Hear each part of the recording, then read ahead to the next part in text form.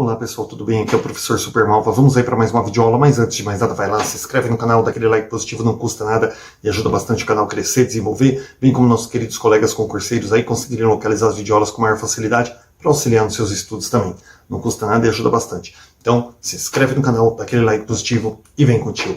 Nós estamos indo agora para a nossa 23ª aula sobre o Referencial Curricular Nacional para a Educação Infantil. Estamos aí no volume 3, que trata do conhecimento de mundo. Vamos dar sequência aqui nos nossos estudos, né? Onde a gente vai tratar aí sobre os conteúdos. Estamos falando dos conteúdos para as crianças de 4 a 6 anos, dividido em 3 blocos, né? O conteúdo é para as crianças de 4 a 6 anos. E agora nós vamos falar sobre as orientações didáticas, aí, que é o segundo bloco. Práticas de leitura para crianças têm um grande valor em si mesmas, não sendo sempre necessárias atividades subsequentes, como desenho dos personagens, resposta de perguntas, né? Nada disso. Só a prática da leitura já é uma atividade em si, tá? Já tem que ser considerada uma atividade em si. Tais atividades elas só devem se realizar quando fizerem sentido e como parte de um projeto mais amplo. Então, assim, quando você conta uma história para a criança, quando você faz uma leitura com as crianças, ela já é uma atividade em si. Então, quando você dá um exercício subsequente, uma pintura, um desenho dos personagens ou alguma outra coisa, perguntas e respostas, isso aí só deve se realizar quando faz parte aí de um projeto um pouco mais amplo, né? Quando você vai trabalhar a aula toda sobre aquela história, aí você realmente vai esmiuçar um pouco mais. Caso contrário, só a história já é uma atividade. Tá escrito aqui, ó, caso contrário, né, pode-se oferecer uma ideia distorcida do que é ler também, né? Então, assim, a criança ela pode aí ter aquela opinião distorcida de tipo, ler, eu tenho que responder pergunta depois. Ler, eu tenho que fazer desenho depois. E ler, não. Ler, você lê por ler. Né? Não tem necessidade nenhuma de você acrescentar mais nada depois da leitura. A criança que ainda não sabe ler, convencionalmente, ela pode fazê-lo por meio da escuta da leitura do professor, né? Ainda que não possa decifrar todas e cada uma das palavras. Ouvir um texto aí já é uma forma de leitura.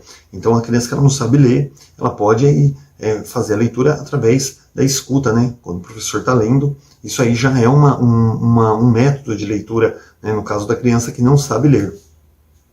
É de grande importância o acesso por meio da leitura pelo professor a diversos tipos de materiais escritos, uma vez que isso possibilita às crianças o contato com práticas culturais mediadas pela escrita. Então é muito importante aí a criança ter acesso à leitura por meio do professor, né? Uma vez que isso aí possibilita o contato, né, das crianças com as práticas culturais aí, né? Comunicar práticas de leitura permite colocar as crianças num papel de leitoras, que podem aí relacionar linguagens com textos, os gêneros e os portadores sobre os quais eles apresentam, né? Livros, bilhetes, revistas. Então, colocar essas práticas de leitura no dia a dia, né, permite também colocar as crianças no papel de leitoras, né? As poesias, parlendas, trava-línguas, jogos de palavras, por aí, possibilitam as crianças atentarem não só aos conteúdos, mas também à forma, aos aspectos sonoros da linguagem, como ritmo e rimas, além das questões culturais e afetivas envolvidas. Então é muito importante trabalhar com rimas, com parlendas, trava-línguas, porque as crianças vão vendo os formatos de leitura também e as suas diferenciações, assim como suas características próprias. Quando o professor realiza com frequência leituras de um mesmo gênero, ele está propiciando às crianças oportunidades para que conheçam as características próprias de cada gênero. Isso é, né, identificar se o texto é lido, por exemplo, se é uma história ou um anúncio. São inúmeras estratégias das quais o professor pode lançar mão para enriquecer as atividades de leitura, como comentar previamente o assunto do qual se trata o texto, fazer com que as crianças levantem hipóteses sobre o tema a partir do título, né? Oferecer informações que situem a leitura, criar um certo suspense quando for o caso, né? Lembrar de outros textos conhecidos a partir daquele texto lido, favorecer a conversa entre as crianças para que possam compartilhar o efeito que a leitura produziu, né? Trocar opiniões, comentários. Então, assim, são diversas aí as estratégias, pessoal, que o professor pode lançar a mão para enriquecer as atividades de leitura da criança. Tá? Eu não estou explicando muito porque essas leituras aqui elas estão tão bem explicativas, senão é só chover no molhado, né? Ficar repetindo aquilo que já está escrito aqui. O professor, além de ler para as crianças, ele pode organizar as seguintes situações de leitura, para que elas próprias leiam, né? Então, além dele ler para as crianças, ele pode aí fazer algumas situações de leitura para as crianças aí, para que elas mesmas possam ler por si mesmas. E assim são as seguintes situações aqui, pessoal. Situações em que as crianças estabeleçam uma relação entre aquilo que é falado e o que está escrito, né, embora elas ainda não saibam ler convencionalmente, mas elas conseguem aí fazer uma certa relação entre aquilo que está escrito e aquilo que é falado. Nessas atividades de leitura, as crianças elas devem saber o texto de cor, no caso, né, e tentar localizar onde estão determinadas palavras, onde elas estão escritas. Por isso que é importante trabalhar com leituras, com textos curtos, palavras repetitivas e trabalhar várias vezes com o mesmo texto também. É muito importante isso, tá? Para que a criança realmente ela perceba, ela consiga diferenciar essas letras, localizar elas no texto. Para isso, as crianças precisam buscar todos os indicadores possíveis do texto escrito. Não é qualquer texto que garante que o esforço de atribuir significado às partes escritas coloque problemas, né, que ajudem a criança a refletir e aprender. Então não é qualquer texto aí que garante esse esforço de atribuir significado. Gente, eu estou falando um pouco mais baixo porque já é minha sexta aula. Hoje eu comecei a gravar a aula, era 7 e pouco, quase 8 da manhã, e aí já, né, já a minha sexta aula aqui, toda hora eu dou uma pausinha, então a voz já não está dando mais, viu? Mesmo até pela questão do horário. Nesse caso, né, os textos mais adequados são as quadrinhas, parlendas, canções, porque elas focalizam a sonoridade da linguagem, né, elas tratam muito sobre ritmo, rimas, repetições, né, permitindo localizar o que o texto diz em cada linha. Então, quando você trabalha com esses temas assim, tipo de parlendas, de rimas, de poesias, quadrinhas, né, é muito fácil, porque é muito repetitivo, então a criança ela consegue localizar com maior facilidade as palavras. Situações em que as crianças precisam descobrir o sentido do texto.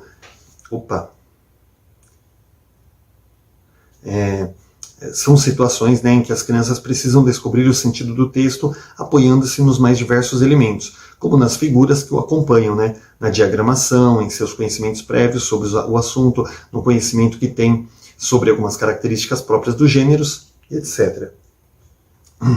Nesses casos, né, os textos mais adequados são as embalagens comerciais, os folhetos de propaganda, as histórias em quadrinhos e demais portadores que possibilitam às crianças deduzir o sentido a partir do conteúdo, da imagem, né, ou foto, do conhecimento da marca ou logotipo. Eu já falei sobre isso aqui em outras aulas, que, por exemplo, você pega a criança, ela vê um M amarelo, ela sabe que é um McDonald's. Embaixo está escrito McDonald's. Se você começar a trabalhar esse título direto, uma hora você vai colocar só McDonald's e a criança, sem o M, ela já vai reconhecer a palavra. Tá? Então, isso aqui fala muito, essa questão aqui da marca, logotipo, né, rótulos, isso expressa bastante, porque, por exemplo, outro exemplo que eu dei foi o da Coca-Cola.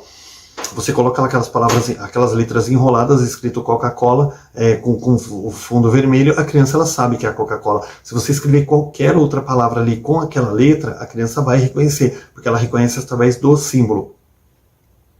E se você escrever com uma letra manuscrita que não seja aquela da Coca-Cola, talvez ela reconheça, né? Se você escrever Coca-Cola ali, a criança talvez também reconheça algumas letras, como o O, o L, o A, né? Então ela vai fazendo essa associação através da escrita simbólica também. Os textos de histórias já conhecidos, eles possibilitam atividades de buscar onde está escrito tal coisa, né?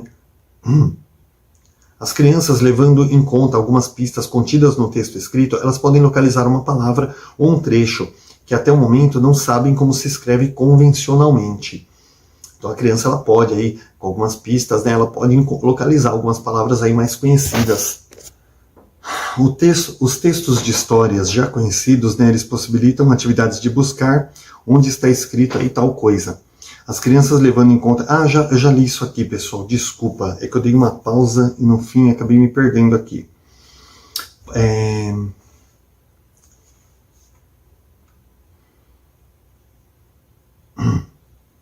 Tá, vamos lá.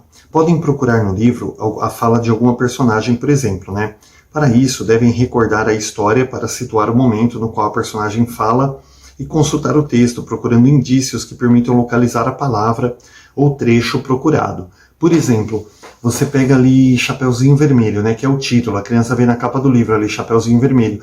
Então, sempre que alguém fala assim, Chapeuzinho Vermelho estava passeando no bosque, a criança vai procurar aquelas letras aquela palavra, aquela grafia da capa dentro ali, mais ou menos onde está a linha. E se ela procurar acompanhar a leitura, ela vai localizar o Chapeuzinho Vermelho, porque ela associou com as letras da capa.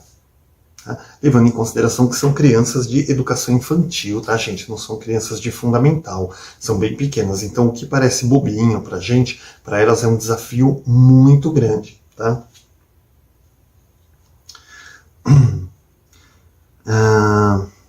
A leitura de histórias é um momento em que a criança pode conhecer a forma de viver, pensar, agir e o universo de valores, né, costumes e comportamentos de outras culturas situadas em outros tempos e lugares, né, que não o seu. A partir daí, ela pode estabelecer relações com a sua forma de pensar e o modo de ser do grupo social ao qual pertence. As instituições de educação infantil, elas podem resgatar o repertório de histórias que as crianças ouvem em casa e nos ambientes que frequentam, uma vez que essas histórias se constituem em rica fonte de informação sobre as diversas formas culturais de lidar com as emoções e com as questões éticas, né, contribuindo na construção da subjetividade e da sensibilidade das crianças. Então, assim, gente, aqui está falando que a criança, ela, no momento da história, da leitura da história, é um grande momento em que a criança ela pode conhecer a forma de viver, né, de pensar, de agir, do seu comportamento, né, em outras culturas aí situadas, né, em outros tempos e lugares. Ou seja, através da história, ela vai conhecendo diversas formas de viver, né, de viver a própria vida, de se socializar. E a instituição da educação infantil, a escola, ela pode resgatar esse repertório da história das próprias crianças, né? As histórias que elas ouviam em casa, que o avô conta, que a mamãe conta, que o papai conta também. E isso é muito importante, uma vez que essas histórias elas se constituem numa rica fonte aí de informação sobre as diversas formas culturais, porque cada vovô ele veio de uma cidade, de um estado, às vezes até de um país diferente, né? Então aí está inserido muitas formas culturais, aí diversas formas culturais nessas histórias das próprias famílias delas, né? E com as emoções também, e com as questões éticas, né? Por quê? Porque como está falando da família delas, assim, tem aquela questão emocional. Puxa, meu avô viveu isso, né? Minha mãe. Então isso contribui bastante aí na construção da subjetividade e da sensibilidade das crianças também. Tá? Então muito importante aí resgatar essa questão da história das crianças também. Deixa eu só formatar aqui para a gente continuar, pessoal, senão eu acabo me perdendo. Ter acesso a boa literatura é dispor de uma informação cultural que alimenta a imaginação e desperta o prazer pela leitura. Então, ter acesso a uma literatura pura, né, uma literatura plena, uma coisa bonita, uma coisa que conta uma história assim, de uma forma enfática, é muito importante aí porque alimenta bastante a imaginação e desperta o prazer pela leitura. Eu lembro de um livro aí que é histórico, né? Quem conhece, né? Quem é da época, eu vou até anotar aqui, ó, que eu vou colocar como dica de leitura, né?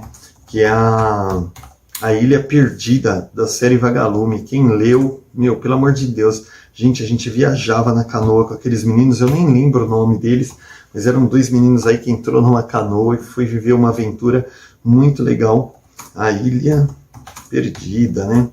Puxa, gente, foi muito legal esse livro. E eu vou deixar outra dica aqui também, que é O Casebre do Fantasma.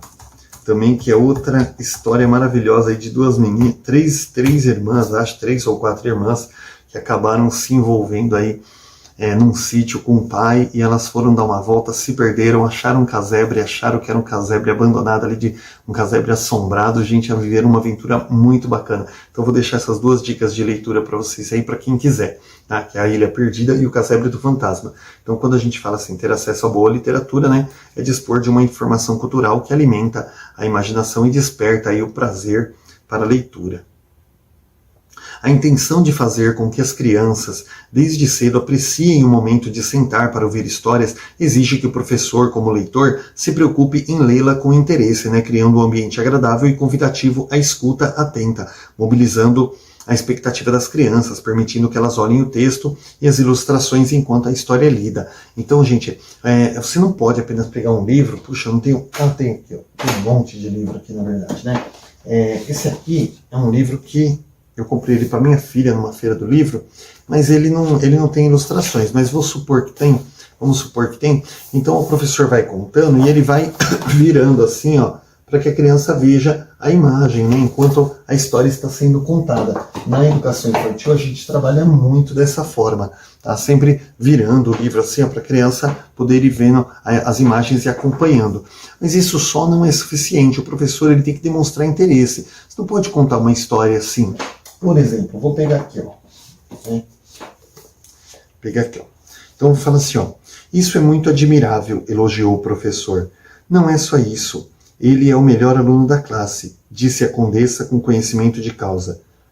Se você ler assim, as crianças vão dispersar, umas vão dormir, a outra vai começar a conversar. Então como que o professor tem que ler? Ele tem que dar ênfase, ele tem que ter interesse na leitura, então ele tem que falar, isso é muito admirável, elogiou o professor. Não é só isso não, ele é o melhor aluno da classe, disse a condessa com conhecimento de causa. Então, quando você dá essa ênfase, quando você mostra interesse naquilo que você está lendo, naquilo que você está passando, a criança ela regala os olhos, porque aquilo é tudo. Você pega, por exemplo, a narração de uma partida de futebol no rádio, né? Você pega na televisão lá, você vê o cara falando assim, olha, fulano pegou a bola, chutou, tá indo. Inclusive hoje na novela das 8 vai acontecer tal coisa, não sei o quê. Ó, o fulano tocou pro outro, olha lá, vai entrar na área, chutou, foi pra fora. Ponto. Agora quando você pega no rádio assim o jogo, né? Aí pegou, virou, tocou pra aquele, chutou, pra fora! Parece que a bola passou triscando na trave, passou 1 metro da trave. Né? Mas parece que foi, e é uma emoção, né? Aquela coisa, né? Tem pessoas que acham que é agoniante, tem outras que é emocionante você ouvir uma partida de futebol no rádio, porque como você não tem a imagem, você tem que passar aquela emoção através da voz, e passa, né? Todo mundo vê aí quando você está no carro, assim, no trânsito, querendo chegar em casa, e você vê o jogo, gente, às vezes é o jogo mais amistoso da face da terra, gente. Jogo mais chato que não acontece nada. Mas no rádio, gente, dá a impressão que é uma partida decisiva, que o negócio tá pegando fogo ali. E por quê? Porque essa ênfase na voz, ela faz com que a pessoa ouça o jogo. Porque se o cara no rádio narrar como narra na televisão, a pessoa vai desanimar, vai falar, pô, esse jogo tá muito chato. Então no rádio, gente, tem que ter aquela ênfase terrível lá, para manter o ouvinte ali, né, ouvindo o jogo, concentrado, né, e torcendo para o time dele. A mesma coisa é quando vai contar a história. Então por isso que fala que a intenção de fazer com que as crianças desde cedo apreciem esse momento da leitura depende muito do professor. E exige que o professor, como leitor, ele tenha interesse em ler aquele livro, porque se ele lê só por ler, ele não vai despertar o interesse nas crianças também, tá? Quem convive com crianças sabe o quanto elas gostam de escutar a mesma história várias vezes, pelo prazer de reconhecê-la e apreendê-la em seus detalhes, né? Cobrar a mesma sequência e de antecipar as emoções que teve da primeira vez. Por exemplo, isso evidencia que a criança que escuta muitas histórias, ela pode construir um saber sobre a linguagem escrita. Então assim, gente, a criança, quando ela escuta uma história, a mesma história várias vezes, ela já sabe que o lobo vai chegar a tal hora, que a Chapeuzinho vai escapar, então ela já fica esperando aquele momento de levar o susto, porque ela sabe que aquela parte foi muito legal e ela quer ouvir aquilo de novo, ela antecipa esses sentimentos, ela também cobra assim, né? Professor, peraí, o senhor pulou, meu, e a parte que a Chapeuzinho corria, que ela caía, que ela ralava o joelho e tal, o senhor não falou dessa vez. Então o professor tem que tomar cuidado quando ele improvisar histórias, porque quando ele contar de novo, se ele não der certos detalhes, as crianças vão cobrar. Porque elas querem saber de certo momento que mais marcou para ela naquela história. Então ela vai querer viver aquele momento igual. Então ela vai cobrar ali aquela mesma sequência do mesmo jeitinho, né? Então coitado do professor se ele meio que improvisar as coisas e na próxima vez ele vai ficar devendo, né? E as crianças vão ficar meio chateadas. E para as crianças é muito prazeroso, e isso é muito importante, porque quando você repete uma história várias vezes, você lê, a criança ela vai reconhecendo aquela história, ela vai aprendendo aquela história mais e mais, e ela vai absorvendo mais informação, e isso vai auxiliando elas no seu processo da leitura e da escrita também. Sabe que na escrita as coisas permanecem, que se pode voltar a elas e encontrá-las tal qual estavam na primeira vez. Então as crianças elas sabem ali que quando tem uma coisa escrita, que aquela história ela não pode ser mudada, que ela vai ser contada igualzinha todas as vezes. Por exemplo, a gente assistiu Titanic lá uns anos atrás, né? Pô, cada vez que a gente assistia Titanic, a gente ficava meio, puta, cara, será que o Jack não vai se salvar? Pô, você sabe que ele morre, mas você, toda vez que assiste Titanic, você torce para que o Jack não morra. Você torce para que ele fique vivo, né? E dentre outros filmes é a mesma coisa. Então a criança, gente, ela conhece a história e sabe que não vai mudar, e ela quer que a história aconteça daquele jeito, né? Por mais que ela sabe que muitas vezes vai acontecer alguma coisa que você não quer, mas ela sabe que a história vai terminar da mesma forma. Por isso que a criança ela se prende muito com uma história escrita, às vezes muito mais do que uma história contada pelo professor, assim, aleatoriamente. Muitas vezes a leitura do professor ela tem a participação das crianças, né, principalmente naqueles elementos da história que se repetem, né, estribilhos, discursos diretos, alguns episódios, e que por isso são facilmente memorizados por elas, que aguardam com expectativa a hora de adiantar-se a leitura do professor, dizendo determinadas partes da história. Então o professor vai contar a história quando a criança ela já conhece e ela realmente ela começa a repetir com o professor antes mesmo de acontecer. Isso aconteceu comigo não necessariamente com a leitura, mas com uma peça teatral que a gente fez um festival do Dia das Mães numa escola, acho que foi em 2005, e aí eu fiz baseado no Festival da Boa Vizinhança, né, do Chaves. E, eu fui Seu Madruga na época, e foi muito bacana. E aí, quando tinha uma professora que ela se vestiu de Kiko, ela foi o Kiko, né?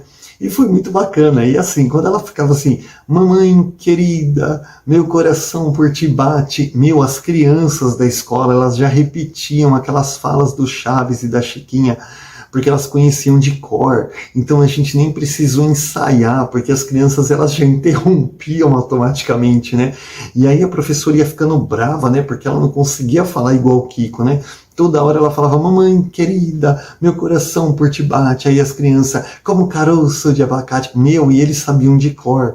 Então por quê? Porque eles conhecem a história. Essa mesma atitude, ela acontece na escrita. Quando as crianças já conhecem a história, elas vão memorizando trechos ali. E aí vão participando junto com o professor, né? Elas diferenciam também a leitura de uma história do relato oral, por exemplo. No primeiro caso, a criança espera que o leitor leia literalmente o que o texto diz, né? Recontar histórias é outra atividade que pode ser desenvolvida pelas crianças. Antes de eu falar aqui, pessoal, deixa eu só completar. Então, assim, elas sabem ali, quando é lido, né, que aquilo vai acontecer exatamente igual. E quando é contado, eles já falam, puta, lá vem o professor, já vai inventar outra história, porque ele não lembra como é que ele contou a da primeira vez. Agora ele vai contar diferente. Então, elas sabem diferenciar, assim. Nossa, tá dando sono, gente. Me perdoa. Como eu falei, a minha sexta aula já hoje, são 9h30 da noite, eu levantei aí, era 5 e pouco da manhã. Então eu já estou começando a ficar com sono, me desculpa pela bocejada aí. Recontar histórias é outra atividade que pode ser desenvolvida pelas crianças, tá? Elas podem contar histórias conhecidas com a ajuda do professor, reconstruindo o texto original à sua maneira. Então as crianças ali, uma vez que elas escutam a história, elas podem recontar essa história. Elas não vão lembrar de todos os detalhes, então elas vão contar do jeitinho delas ali. Às vezes elas até se perdem no meio da história e começam a contar a história da vida delas ali, e a gente vai deixando, né, a criança viajar, e daqui a pouco ela volta para a história de novo, e é assim que acontece, tá? Mas ela vai se apropriando da escrita mesmo dessa forma.